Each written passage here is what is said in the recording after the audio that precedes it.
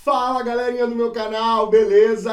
Estamos reunidos mais uma vez e nesse vídeo nós vamos falar de distribuição eletrônica na tabela periódica. Você vai entender como a configuração eletrônica dos elementos químicos influencia diretamente na tal periodicidade química. Então, prepara, vem comigo e solta a vinheta que o Química do Poder está no ar.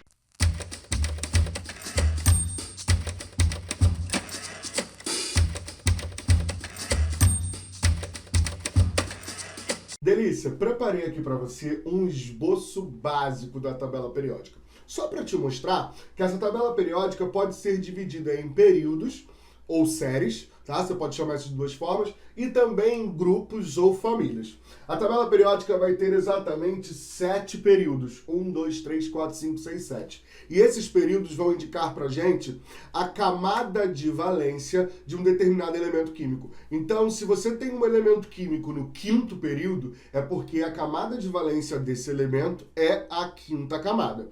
Beleza? Além disso, também tem os grupos, que são 18. São 18 colunas na tabela periódica. Essas 18 colunas vão apresentar, em cada uma, elementos químicos de propriedades semelhantes. Então se liga aí, toda vez que você ouvir propriedades semelhantes, entenda que esses elementos químicos estão na mesma família ou no mesmo grupo. Quando eu me refiro a grupo, eu me refiro a grupo 1, 2, 3, 4, 5, 6 até o 18. Beleza? Agora, se eu me referir à família, eu vou me referir à família 1A, 2A, 4B, 5B, 7A, 8A. Esse termo A e B, desde ali de mais ou menos 1990, a IUPAC desaconselha, mas ainda aparece em alguns vestibulares. Então é importante que você saiba, que você conheça, mesmo que não seja o mais usado. Tudo bem? Então a gente vai entender agora como eu identifico essa posição desse elemento químico na tabela periódica, relacionando a configuração eletrônica com os períodos e com os grupos. Olha aqui, primeira coisa muito importante, eu vou dividir essa tabela periódica em 4 blocos, tá? O primeiro bloco é o bloco S, que é o bloco dos elementos representativos, tá? O segundo bloco é o bloco P, que é esse blocão aqui, ó, um pouco maior que o bloco S, que também é o bloco dos elementos representativos. Além disso, eu tenho outros 2 blocos que também são importantes. Eu tenho aqui o bloco D, que é o bloco dos elementos de transição externa, e eu tenho o bloco F, que está aqui, ó, que é o bloco dos elementos de transição interna. Talvez esteja dando um bug aí na sua cabeça, né? Porque eu tenho uma região fora da tabela periódica e ela é interna. Se ela está fora, Raul, não entendi, fiquei um pouco perdido. Vou te dar aqui uma explicação, um macetezinho para você entender por que isso aqui é interno e externo. É o seguinte, esses elementos que estão aqui, que são as 2 séries, que é a série do lantanide e a série dos actinídeos, é uma série de elementos químicos que estão todos contidos no grupo 3 da tabela periódica, no 6º e no 7º período. No 6º e no 7º período. Então, esses 2 quadradinhos aqui da tabela periódica, e se você tiver alguma tabela periódica aí na sua casa, dá um pause no vídeo, olha ela para você entender o que eu estou falando, e depois você dá um play de novo, para você continuar e não perder essa aula, que vai ser muito importante para você. Olha aqui, eu tenho aqui no grupo 6 e no grupo 7, uma série de elementos químicos, que é a série dos elementos dos lantanídeos, ou os metais terras raras, e a série dos actinídeos. Todos esses elementos estão contidos dentro, a primeira série dentro desse primeiro quadradinho e a segunda série dentro desse quadradinho. Eles estão tão dentro da tabela periódica que eles não cabem nela. Então a gente coloca aqui como se fosse um anexo. Por isso que a gente vai chamar isso de transição interna, porque eles estão aqui dentro desse espacinho. E aqui o bloco D, os elementos de transição externa. Então a primeira coisa importante para você entender como a distribuição eletrônica funciona na tabela periódica é você entender esses 4 blocos que são extremamente importantes. Agora a gente vai analisar alguns elementos químicos do bloco S e P, tá? Dos blocos dos elementos representativos. Vou começar aqui com o lítio, tá vendo? Ele tem distribuição 1s2, 2s1. Pega a camada de valência dele, olha aqui, ó. Camada de valência dele é a 2s1. Camada 2S1 eu vou substituir o número da camada de valência, que indica o período. Então eu sei que esse elemento químico está no segundo período, por N. Toda vez que eu colocar N, significa que essa é a camada de valência, tá? O que sobrou? S1. Então, essa é a configuração eletrônica dos elementos químicos do grupo 1 da tabela periódica, NS1. Esse grupo 1 da tabela periódica é o grupo dos metais alcalinos. Então, todo mundo que é do grupo 1 ou da família 1A da tabela periódica é dos metais alcalinos, é do grupo dos metais alcalinos. Tranquilo? Talvez você esteja se perguntando assim, Raul, mas tem um elemento químico nesse grupo que não é um metal alcalino. Por que ele está lá, então, se você falou que os elementos químicos que estão no mesmo grupo apresentam propriedades químicas semelhantes? E eu adorei essa pergunta, eu tenho certeza que você fez. Eu vou te explicar agora. Esse elemento é o hidrogênio, né? Que tem número atômico 1, distribuição eletrônica 1s1. Ele realmente não é um metal alcalino, mas sabe por que ele está ali? Porque se você olhar a configuração eletrônica da camada de valência do hidrogênio, ela também é ns1. Por isso, eu encaixo ela ali porque ela apresenta configuração eletrônica semelhante, mesmo que as suas propriedades não sejam. Então não existe nenhum grupo na tabela periódica que tenham as mesmas propriedades desse elemento. Mas existe um grupo que tem uma configuração eletrônica semelhante a ele, que é o grupo 1, a família 1A. Então o hidrogênio ele vai ficar ali naquela posição, aqui, ó, exatamente aqui, vou colocar para você. Tá? Justamente por isso, por conta da configuração eletrônica da sua camada de valência. Tranquilo? Beleza? Olha aqui um outro elemento do bloco S, o berílio. O berílio, se você olhar, ele tem 1s2, 2s2. Dá um look aqui na camada de valência dele. Viu? Essa camada de valência eu vou fazer o quê? Vou substituir por N e vou repetir o resto. NS2. Então essa é a configuração eletrônica dos elementos químicos do grupo 2 ou da família 2A, que é o grupo dos metais alcalinos terrosos. Tudo bem? Tranquilo? Saí aqui do bloco S, agora eu vou vir para o bloco P, que também é um bloco dos elementos representativos. Não esqueça isso. Agora, ó, a configuração eletrônica da camada de valência vai ficar como? Peguei a camada de valência, que é a camada 2. Continuo com os elementos que estão no segundo período. Só que eu tenho agora um NS2, NP1. Quantos elétrons eu tenho aqui na camada de valência? Não são 3? Então eu tenho aqui elementos químicos, assim como o boro, que vão estar no grupo 13 ou na família 3A. Esse grupo vai ser o grupo ou a família do boro. Por que do boro? Porque o boro é o primeiro elemento químico desse grupo. Tudo bem? Ó, vamos para o carbono. Carbono, 2s2, 2p2. Qual é a configuração eletrônica, então, dos elementos químicos que estão nessa família? NS2, NP2. Quantos elétrons eu tenho? Não são 2 mais 2, 4. Então tem a galera da família 4A ou do grupo 14. Galera da família de quem? Família do carbono. Carbono é o primeiro elemento químico dessa família. Então ele que vai representar essa galera. Tá? Vamos mais um? Vamos para o nitrogênio? Nitrogênio aqui, ó, 2s2, 2p3. Qual seria então a configuração eletrônica dessa família?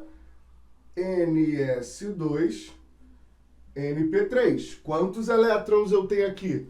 2 mais 3, 5. Então eu vou ter o grupo 15 ou a família 5A. Família de quem? Família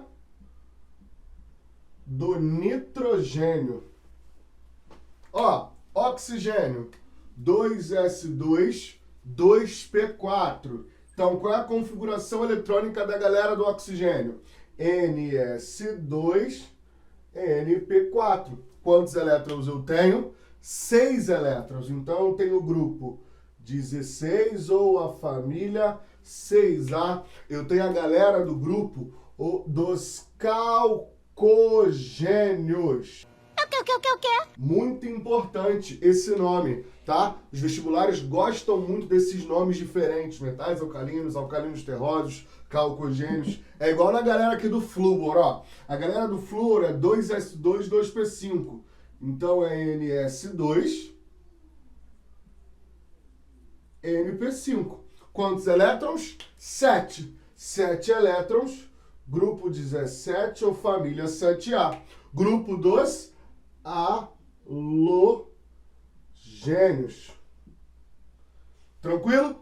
Para fechar o bloco dos representativos, nesse caso o bloco P, eu tenho aqui a última coluna da tabela periódica. Olha o neônio. 1s2, 2s2, 2p6. Ela vai ser NS2, NP6. Total de 8 elétrons na camada de valência. Então eu tenho grupo 18 ou família 8A. Muito importante é a família dos gases nobres. Raul, por que eles são chamados de gases nobres? Porque durante muito tempo, os elementos químicos desse grupo, né, dos gases nobres, eram elementos que não participavam de nenhum tipo de reação química, de nenhum tipo de ligação química.